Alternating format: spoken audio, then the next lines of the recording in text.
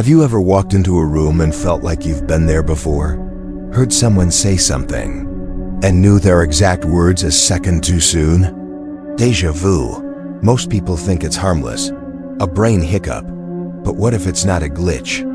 What if that feeling is a warning that you've lived this moment before and something went horribly wrong? These are 4 disturbing real cases of déjà vu. Stories that don't just play with your memory, they rewrite your reality. You may recognize more than you expect. Listen carefully, and if you feel a chill of familiarity, you might already be trapped in the loop. Case 1. The apartment on Marlowe Street. The living room had no light fixture, just a tall antique lamp that buzzed faintly when turned on. The bedroom had a closet with no door, only a thin curtain that never seemed to stay closed. The windows stuck. The walls creaked. But the weirdest part was the silence. That is, until I moved into the apartment on Marlowe Street. My job had transferred me there unexpectedly, and I didn't have time to be picky. The rent was cheap, the landlord seemed normal, and the place was furnished. I used to think déjà vu was just a glitch in the brain, a hiccup in memory. Maybe I was just tired. The move had been stressful. Woke up to that exact call from Mom, same words. I chalked it up to exhaustion, but over the next week, it kept happening. I could swear I'd seen that exact moment before. The flickering bulb, the sound of the fridge humming to life. Even the way the spoon on the counter spun slowly, like someone had just touched it. A voice woke me up. A man's voice, calm but cold. It was an old brownstone in a quiet part of the city. But from the first night, something felt off. The layout was strange. It was too quiet. On the second night, I walked into the kitchen and stopped dead. Déjà vu. I just sat there, heart pounding. I brushed it off, little things, recording every instance, trying to prove to myself I wasn't going crazy. I'd turn a corner and know what I'd see before I saw it. I'd be sitting on the couch and hear a knock at the window, then the knock would come. I'd dream of events, then live them the next day, word for word, beat by beat. I had seen this before, not just dreamed it, lived it. But that wasn't possible. I had only been here a week, tall dot still. I started keeping a journal. The entries piled up. Monday, dreamed of a phone call. Tuesday, knew the mail would be a red envelope before opening the box. Wednesday, heard someone whisper, "Don't go in the closet while half asleep." Closet curtain was pulled open in the morning, neater, more deliberate. But the worst happened on a Friday night. I had fallen asleep on the couch, TV on low. Time's up, I shot upright. The TV was off. I checked my phone, 3:30 am, silence again. Then a knock on the door, not a gentle one, a slow, heavy thud. I didn't move. Another knock, same rhythm, just like in the story. I crept to the peephole. No one was there. My thoughts, my journal entries, even what I was thinking right now. Then the knock came from the window behind me. Turned slowly. I froze. A figure stood outside, barely visible behind the curtain. I didn't run. I sat still ... and wrote this. I didn't breathe. Another knock. My journal was still on the table. I flipped through the pages. Déjà vu hit me so hard, it nearly knocked me over. Or had I? I stumbled back. And that's when I noticed something strange. The handwriting in the early entries ... wasn't mine. Same pen, same notebook, but a different slant, a different pressure. And the first page had a line I never wrote. "You've been here before. You always come back. Don't open the door." Dead. My breath caught. Desperate for light, noise, anything. Suddenly, the apartment felt alive. Like the walls were watching. The buzzing from the lamp grew louder. The air felt thick. Another knock. I grabbed my phone, snapped a picture of the figure at the window, but the screen stayed black. I opened my laptop. It booted up ... to a document already open.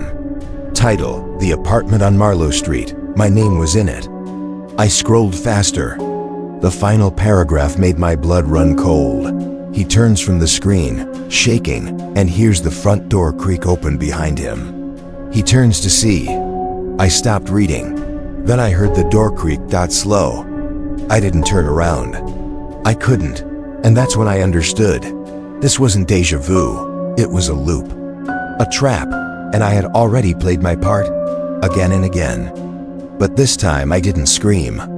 In case someone else finds it, in case you do, don't open the door.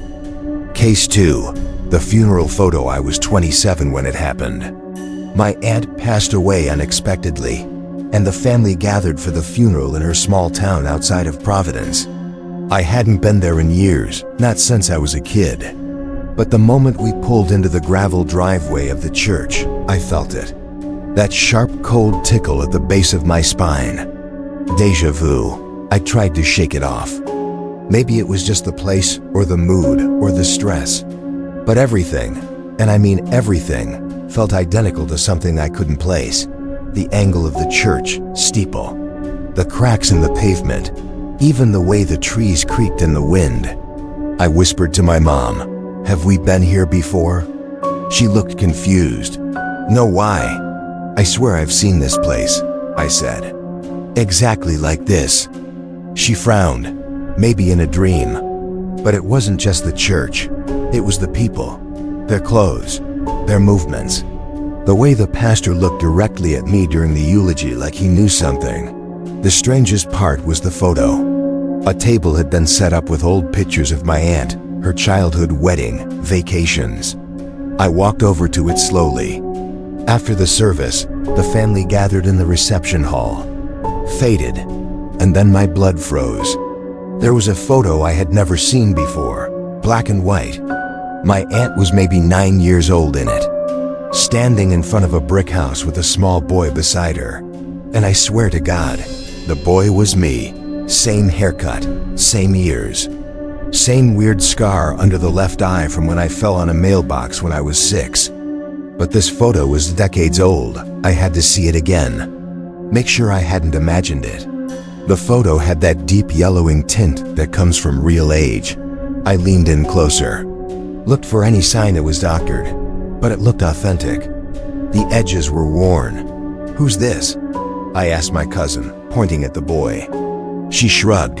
"No idea, maybe a neighbor kid, but that looks like me," I said quietly. She laughed. "Kinda does." Then I saw another one, same photo of my aunt and the boy. But this time, the boy was slightly older, a few years, but it wasn't funny. I left the table, feeling sick. My thoughts started racing. Was it some weird family prank? Some long-lost relative I looked like? That night, I couldn't sleep, looking more and more like I do now. In each photo, he was with my aunt, then with other family members, then standing alone, always in the background, always out of place. I kept seeing that photo in my head.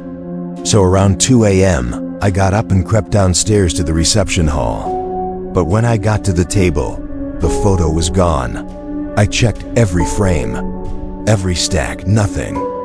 I was about to give up when I saw something under the table, a dusty, black photo album half shoved behind a folding chair. I pulled it out, flipped through it slowly.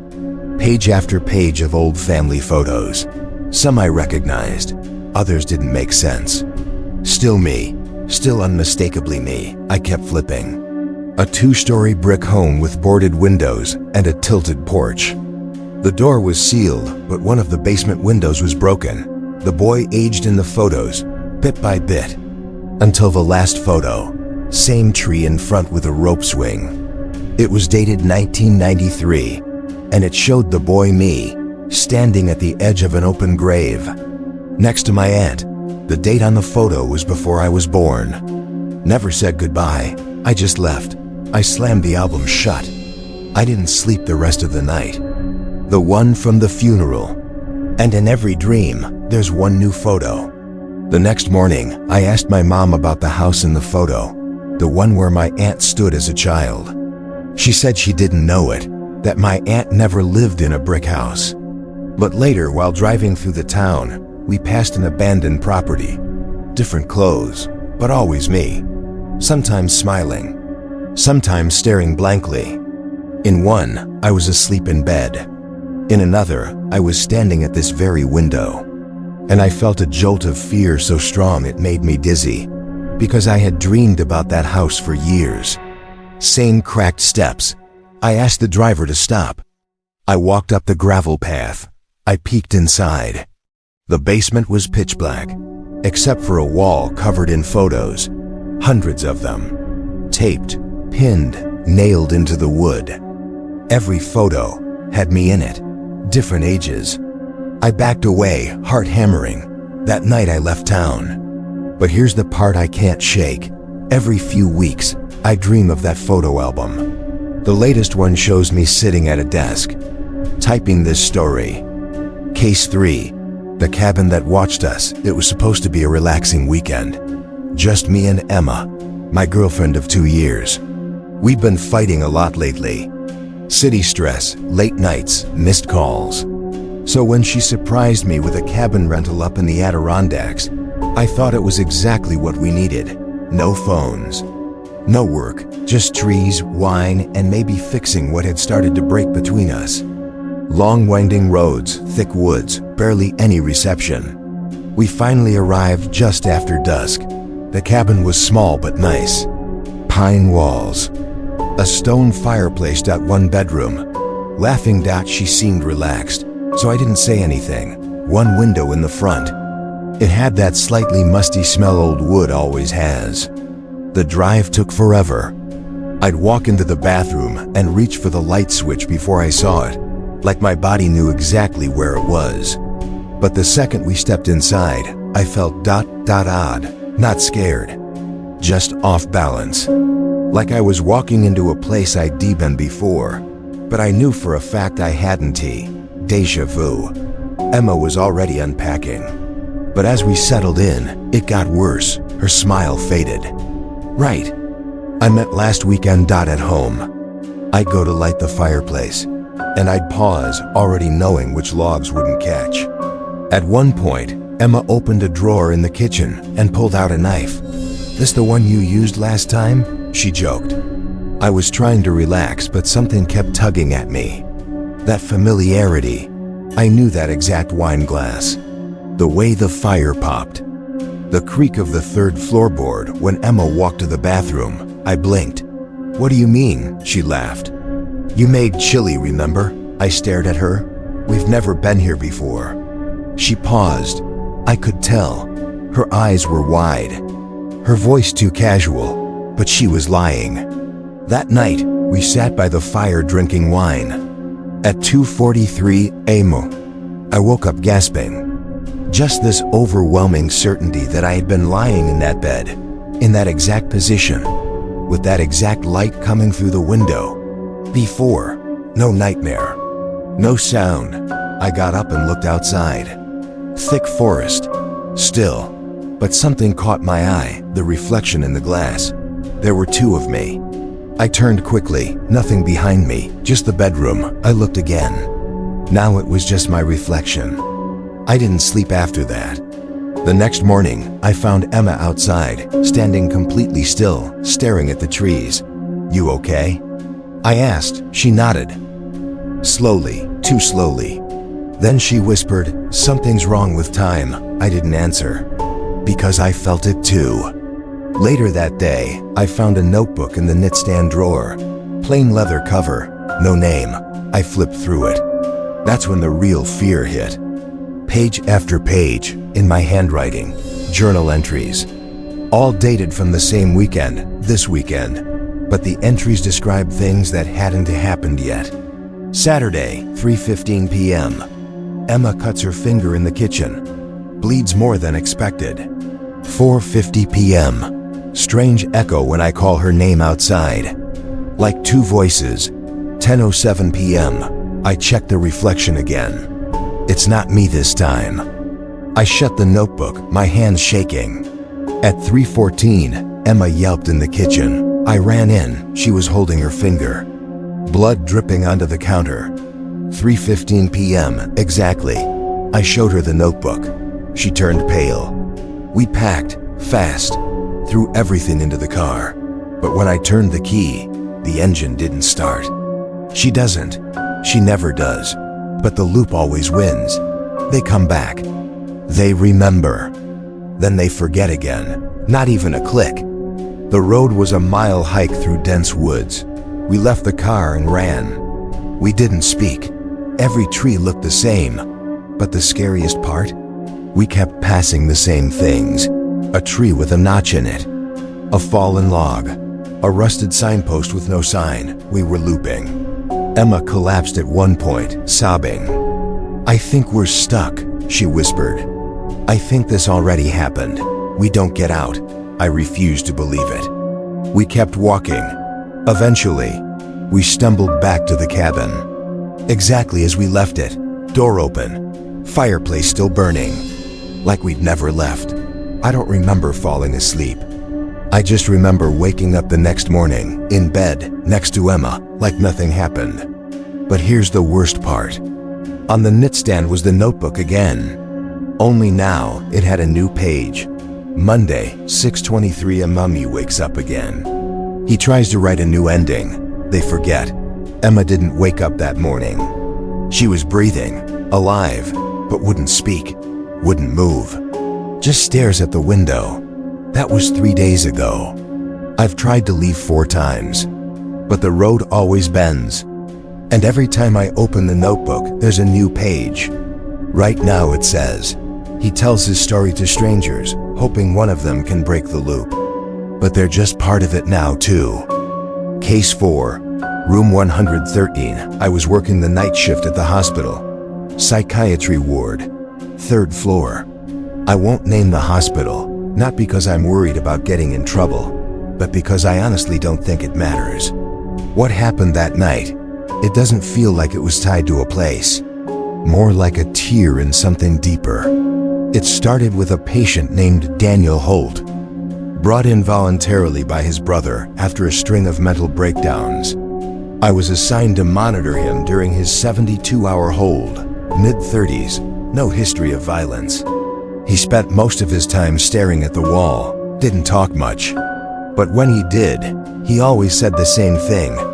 "I've done this already. You're going to leave. The lights will flicker." Then the screaming starts. We'd log it as a hallucination, paranoia, maybe a dissociative loop, but he wasn't aggressive. Just tired, empty. One night, maybe 2 o'clock a.m., I sat with him in room 113. Just observing, charting. I offered him water. He took it, stared at me. Then he said, in a voice too calm, "You're going to drop your pen. Then you'll hear the static. Then you'll see her in the mirror." I stared at him. Then, without meaning to, I dropped my pen. It rolled under the bed. The intercom crackled. Not a voice, just static. Not loud, but sharp, like a burst of broken signal. I got chills. Daniel didn't flinch, he just nodded. Then he pointed to the bathroom door behind me. That the intercom had been doing that all week. "Don't look in the mirror," he said. "That's when it gets worse." I didn't listen. I went to the bathroom, pretending I wasn't shaken. I told myself it was all coincidence. That my pen fell because I was tired, but inside the glass. Like it wasn't behind me, but within the mirror itself. But I looked in the mirror anyway, and I saw something. Not a person, not a shape, a shadow. It didn't move. But I swear it was watching. I turned away, fast. Back in the room, Daniel had written something on his bedsheet with a crayon. Over and over. "She knows you now, she knows you now." Not once, but dozens of times. I pulled the sheet away, alarmed. Daniel looked at me and smiled. "I tried to warn you, but this isn't the first time." That's when I started to feel it. The creeping, awful sense that this moment had happened before. Exactly like this. The sheet, the smile, the silence. Not really, but you'll feel it. Déjà vu, but too strong, not fleeting. Not just a mental hiccup. I knew I had done this exact sequence of actions. Then the lights flickered. Daniel's face changed. He wasn't smiling anymore. He looked scared. "She's almost here," he whispered. "I always forget until now." "Who?" I asked, backing up. He shook his head. "It doesn't matter. You won't remember either." Then he did something I'll never forget. No digital entries, no trace he'd ever been there. He walked calmly to the far wall, placed his hand flat against it, and said, "I tried every exit. Death, drugs, fire. It just resets." Then he turned and ran headfirst into the wall, full speed. Cracked his skull open. I screamed, called for help. Staff rushed in. He didn't die. But he went catatonic, stopped responding. The eye nurse later told me that same man, Daniel Holt, had been admitted before. Twice, same room, same behaviors. But when I checked the records, they were gone. No files. And yet I remember him clearly. I remember every word, every flicker of the lights. Every time I look in a mirror now, I feel watched. I dream of that room, of Daniel, of the moment the pen hits the floor and the static begins. Sometimes I hear it even when I'm awake, just for a second, like something is tuning in, or trying to get back in. And here's the worst part. I found something in my coat pocket yesterday. A crayon, the exact shade Daniel used. Wrapped in a torn piece of bedsheet with 4 words scrawled in shaky handwriting. "Next time, don't look." Déjà vu. A fleeting feeling for most, but for a few, it's something much deeper. A crack in time, a loop with no escape. A shadow that follows them across memories that haven't happened yet. Maybe you felt it too, a second too early. A voice before it speaks. A place you know you've never been, but somehow remember. The stories you just heard, they're not legends. They're not fiction, they're warnings.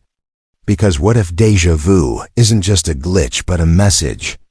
A sign you've been here before. And the next time it happens will be the last? You're already in it.